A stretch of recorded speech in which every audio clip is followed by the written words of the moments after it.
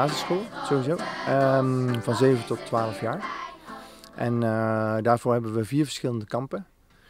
En we hebben ook regelingen voor kinderen die anders niet op vakantie kunnen. En dan hebben we nog voor kinderen van 6 en 7 jaar een minikamp.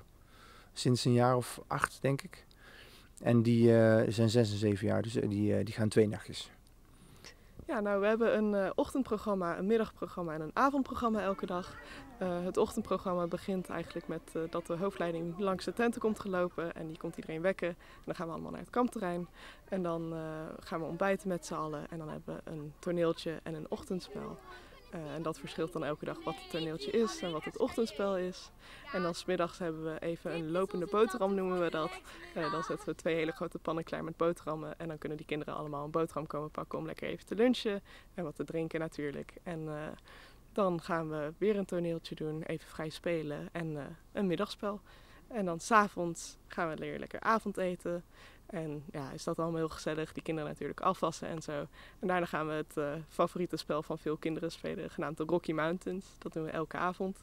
En dan vaak hebben we nog wel een nachtprogramma, zoals vanavond komt een bezoekuur. Dat is ook volgens mij door een aantal kinderen gezegd.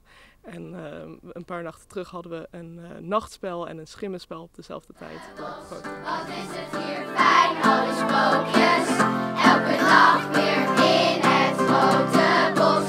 Is iedereen blij, of is dat echt te mooi om waar te zijn? Oh, ie, oh, oh, eyo. Oh, oh, ie, er was eens een. Oh, oh, We hebben de jaren bij dat er misschien 3 of 4 nieuwe mensen zijn. En dit jaar zijn er toevallig op het laatste moment er een hoop bijgekomen. Waardoor we besloten hebben om een 18e lid mee te nemen. Normaal gesproken hebben we een team van 17 vrijwilligers per kampweek. Dat is best veel voor een groep van 56 kinderen. Maar ja, we krijgen het eigenlijk altijd wel vol. En waar haal je de boodschappen? Nou, daar hebben we van tevoren contact over, omdat het 4 weken met Minicamp 5 weken is het handig als we niet de supermarkt gaan overvallen met die hoeveelheden. Dus we hebben contact met elk jaar met een supermarkt en daar dwingen we ook een beetje korting af. En dit jaar is de Albert Heijn in Gennep waar we onze boodschappen doen. Ja. Dus, en we hebben een aantal andere leveranciers, de vaste bakker waar we komen, de Bekker en Frank Verheij, de slager waar we ons vlees halen. En zo hebben we nog een aantal plekken waar we vaste leveranciers en er wordt elk jaar contact mee opgenomen voor dat zomerkamp speciaal.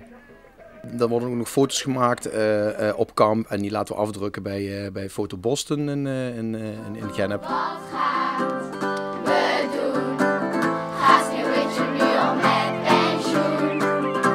Experiment, het loopt toch wat anders dan gepland. Aangemeld, gekkenhuis, in de kluis, met die bij, die is zij, is het al. Nou ja, dit is een bos, dit kennen we niet anders. Voor ons, we zitten hier dus al sinds 1983, als ik me niet vergis. En het is altijd een klein dorpje in het bos, wat helemaal vanaf niets wordt opgebouwd. We zijn daar ook een week mee bezig. Het enige wat er staat is een aansluiting voor een waterpomp. En dit is een dorpje wat we eigenlijk creëren met allemaal tenten en decorstukken en alles erop en eraan. Dus ja, dat bevalt uitstekend. Ja. We hebben hier ook genoeg bospercelen in de omgeving waar we verschillende bosspellen kunnen doen. We spelen dus ook elke ochtend, middag en avond toneel, soms ook tussendoor nog. En dat is superleuk om te doen, want dat wordt dan ook door de leiding gedaan. Die heeft dan telkens een bepaalde rol en die komt dan terug door de week heen. En dan gaan alle kinderen die gaan op de bankjes zitten en dan gaan wij gewoon een leuk toneelstukje voor ze opvoeren. En dat is dan het verhaallijn gedurende de hele week heen. En dat is altijd superleuk.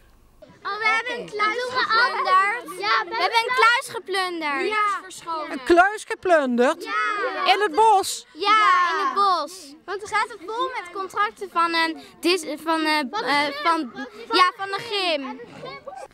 Hoe kun je leider worden van het SKJ? Je kunt leider worden door contact op te nemen via de website. En dan krijg je een intakegesprek. En daarin word je door 2 SKJ'ers geïnterviewd, ervaren mensen. Maar er zijn echt allerlei verschillende mensen binnen de club. Een heel diverse club met allerlei achtergronden. En dat maakt het ook leuk om elke keer is de samenstelling compleet anders van van zo'n groep als dit.